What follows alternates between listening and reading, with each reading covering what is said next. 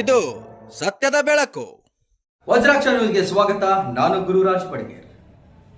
ಯಾದಗಿರಿ ಜಿಲ್ಲೆ ಸುರಪುರ ತಾಲೂಕಿನ ಕರವೇ ಕಾರ್ಯಾಲಯದಲ್ಲಿ ತಾಲೂಕಾ ಪದಾಧಿಕಾರಿಗಳ ಸಮ್ಮುಖದಲ್ಲಿ ಲಾರಿ ವಾಹನ ಚಾಲಕರ ಪದಾಧಿಕಾರಿಗಳ ಬದಲಾವಣೆ ಮಾಡಿ ನೂತನ ಪದಾಧಿಕಾರಿಗಳನ್ನು ನೇಮಕ ಮಾಡಿ ಆದೇಶ ಪತ್ರ ನೀಡಲಾಯಿತು. ನೂತನ ಪದಾಧಿಕಾರಿಗಳ ವಿವರ: ಗೌರವಾಧ್ಯಕ್ಷ ಶ್ರೀಧರ್ ಬಡ್ಗೇರ್ ಸತ್ಯಂಪೇಟೆ, ಅಧ್ಯಕ್ಷ ಅವಿನಾಶ್ ಉಪ್ಪಾರ್ ಸಹನಾಪುರ, ಉಪಾಧ್ಯಕ್ಷ ನಾಗರಾಜ್ ಪೂಜಾರಿ ರಂಗಂಪೇಟೆ ಮತ್ತು ನಿಂಗಪ್ಪ ಜಿಗಳಿ, ಪ್ರಧಾನ ಕಾರ್ಯದರ್ಶಿ ಅಮರೀಶ್ ಸತ್ಯಂಪೇಟೆ, ಸಹ ಕಾರ್ಯದರ್ಶಿ ಶಮೀರ್ ಪಾಷಾ ಸುರ್ಪುರ್, ಕಾರ್ಯದರ್ಶಿ ದೇವರಾಜ್ ತಳವಾರ್ ಹಸನಾಪುರ್, ಸಹ ಕಾರ್ಯದರ್ಶಿ ಭೀಮಾಶಂಕರ್ ಬೋನ್ಗೇರಿ ರಂಗಂಪೇಟೆ, ಖಜಾಂಚಿ ದೇವಪ್ಪ ಗಡದಾರ್ ರತ್ತಾಳ್. ಈ ಸಂದರ್ಭದಲ್ಲಿ ತಾಲೂಕಾಧ್ಯಕ್ಷ ಶ್ರೀ ವೆಂಕಟೇಶ್ ನಾಯಕ್ ಬೈರ್ಮಡ್ಡಿ, ಉಪಾಧ್ಯಕ್ಷರಾದ ನಾಗೇಂದ್ರ ದೊರಿ ಚಂದ್ಲಾಪುರ್, ಮಲ್ಲು ವಿಷ್ಣುಸೇನ, ಸಹ ಕಾರ್ಯದರ್ಶಿ ಲಕ್ಷ್ಮಣ್ ಬೋವಿ, ಸಂಘದ ಸಂಗಡಿಗರು ಸೇರಿದಂತೆ ಅನೇಕರು ಉಪಸ್ಥಿತರಿದ್ದರು. Vajraksha news report, Chandru Gonal, Surpur.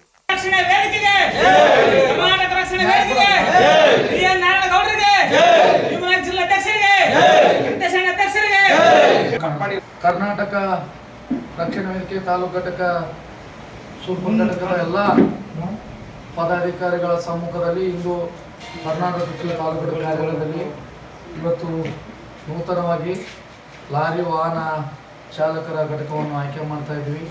ಇವತ್ತು ಕನ್ನಡ ನಾಡು ನುಡಿ ನೆಲ ಜಲಕ್ಕೆ ಹೋರಾಟ ಮಾಡ್ತಕ್ಕಂಥ ನಿರಂತರ 28 ವರ್ಷಗಳಿಂದ ಒಂದು ಕರ್ನಾಟಕ ರಕ್ಷಣಾ ವೇದಿಕೆ ರಾಜ್ಯಾಧ್ಯಕ್ಷರಾದ ಎ ನಾರಾಯಣಗೌಡ ನೇತೃತ್ವದಲ್ಲಿ ನಿರಂತರ ಕನ್ನಡ ಸೇವೆ ನಡೀತಾ ಇದೆ. ಅದನ್ನು ಇವತ್ತು ಮೆಚ್ಚಿ ಇವತ್ತೆಲ್ಲ ಪದಾಧಿಕಾರಿಗಳು ತಮ್ಮ ಸ್ವಇಚ್ಛೆಯಿಂದ ಇವತ್ತು ಕರ್ನಾಟಕ ರಕ್ಷಣಾ ವೇದಿಕೆ ಸೇರ್ತಾ ಇದ್ದಾರೆ.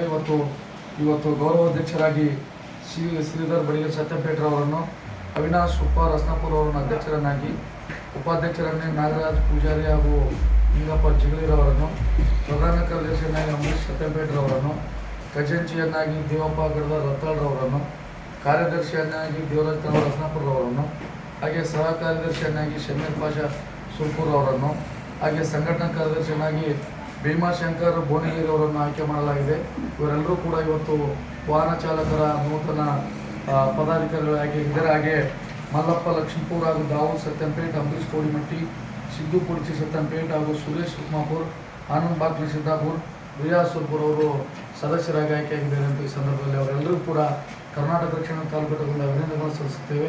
ನಾವೆಲ್ಲರೂ ಇವತ್ತೇನೋ ಕನ್ನಡ ನಾಡು ನುಡಿ ಜಲಕ್ಕಾಗಿ ನಿರಂತರ ಹೋರಾಟ ಮಾಡಿ ಈ ಕನ್ನಡ ಸೇವೆಗಾಗಿ ತಾವೆಲ್ಲರೂ ಕಟಿಬದ್ಧರಾಗಿ ಶ್ರಮಿಸಬೇಕಂತ ಈ ಸಂದರ್ಭದಲ್ಲಿ ತಿಳಿಸುತ್ತಾ ತುಂಬುವುದರಿಂದ ಅವರಿಗೆ ಮತ್ತೊಮ್ಮೆ ಅಭಿನಂದನೆ ಸಲ್ಲಿಸುತ್ತೇನೆ.